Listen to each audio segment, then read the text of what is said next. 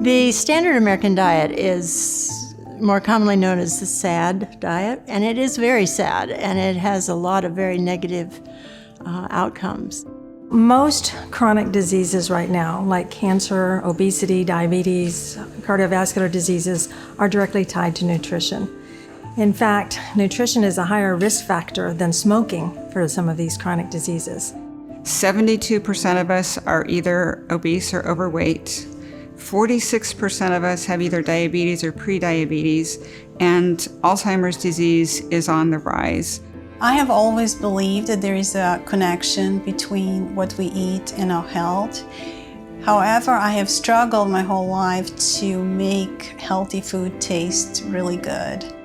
Traditionally, nutrition has taken a very small role in medical education and even advanced practice provider education as well. Here at Southern Adventist University, we are one of the first nursing programs to offer a Culinary Medicine Lab in our advanced practice program. Currently, it is an option for our on-campus labs, but we hope in the future to integrate it into the core curriculum. It's only nutrition that actually reverses those diseases. So why would you teach nurse practitioners how to help diseases not get worse so fast, but not tell them how to reverse it? They can't talk about how good it is and be excited about it if they haven't done it themselves and been excited themselves. And so it's just really important to bring them into the kitchen and show them how good it can be and show them how easy it is to cook healthfully. I think one of the strengths of our program is the team effort between the School of Nursing and the School of Health and Kinesiology. We have a trained professional chef who is providing the hands-on cooking instruction here in our Vegetarian Culinary Arts kitchen. We have a dietitian that's teaching the applied nutrition. How does this impact diabetes and obesity?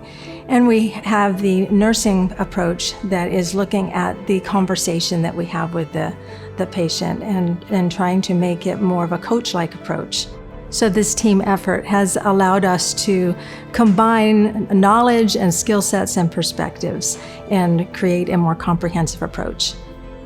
Yeah, I was interested in participating in the Culinary Medicine Lab because that's where the rubber meets the road. You know, we can have all this knowledge, but until we really know how to implement it and put it into practice, it's all just head knowledge. So in the lab, you get to take the time to actually prepare meals and try them out, which is always fun.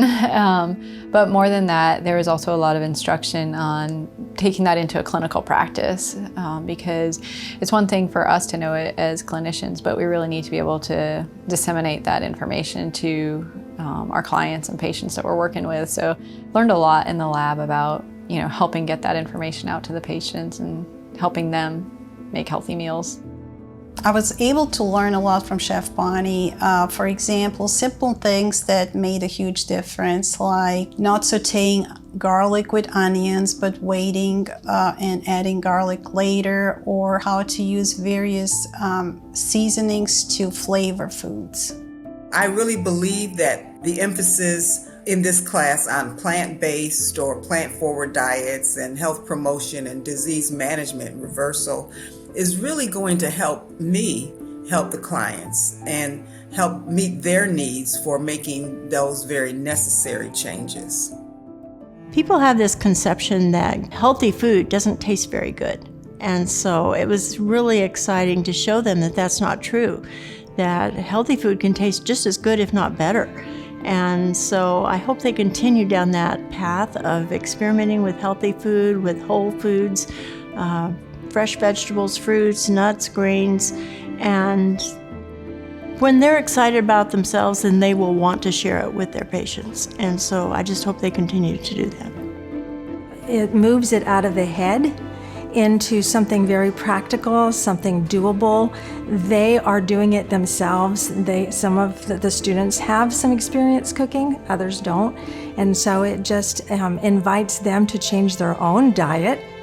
It's very hard to translate that, and it's very hard to sell that idea. But if you're eating healthy yourself, it's much easier to convince patients to do that. So I am ready for part 2. I'd like to do more. I'd like to learn more. I'd like to, expand my recipe repertoire. I would really like to be able to continue to do classes of this nature. I think it'll be very beneficial.